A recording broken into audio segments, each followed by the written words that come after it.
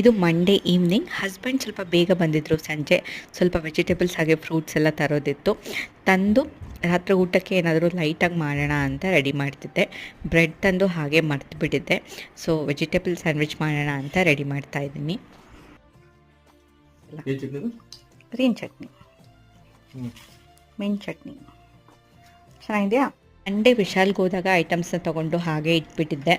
ಪಡ್ಡು ತವ ಬೇಕಿತ್ತು ತುಂಬ ದಿವಸದಿಂದ, ಅದನ್ನ ತೊಗೊಂಡೆ. ಈ ಪ್ಲೇಟ್ಸ್ ತುಂಬಾ ಅಟ್ರಾಕ್ಟಿವ್ ಆಗಿ ಕಾಣಿಸ್ತಿತ್ತು, ಅದಕ್ಕೆ ಈ ಪ್ಲೇಟ್ಸ್ನ ತೊಗೊಂಡು ಬಂದೆ. ಗ್ರಾಸರೀಸ್ ಎಲ್ಲ ಸ್ವಲ್ಪ ಬೇಕಿತ್ತು, ಮೂರ್ಗೆ ಹೋಗಿದ್ವಿ. ಗ್ರಾಸರೀಸ್ ಎಲ್ಲ ಬಾಕ್ಸಲ್ಲಿ ಹಾಕಿದ್ಮೇಲೆ ಎಕ್ಸ್ಟ್ರಾ ಯಾವುದಿರುತ್ತೆ ಅದನ್ನು ಈ ರೀತಿ ಬಾಸ್ಕೆಟಲ್ಲಿ ಕ್ಲಿಪ್ ಹಾಕಿ ಎತ್ತಿಟ್ಟಿರ್ತೀನಿ. ಖಾಲಿ ಆದಮೇಲೆ ಈಸಿಯಾಗಿ ರೀಫಿಲ್ ಮಾಡ್ಕೋಬೋದು. ವೆಜಿಟೇಬಲ್ಸ್ ಹಾಗೆ ಫ್ರೂಟ್ಸ್ನೆಲ್ಲ ಆ ಜಾಗಕ್ಕೆ ಎತ್ತಿಟ್ಬಿಟ್ರೆ ನೆಕ್ಸ್ಟ್ ಡೇ ಈಸಿ ಆಗುತ್ತೆ ಕೆಲಸ. ಸಂಜೆ ಸ್ನ್ಯಾಕ್ಸಿಗೆ ಅಂತ ಸಿಹಿ ಗೆಣಸನ್ನು ತಂದಿದ್ದೆ.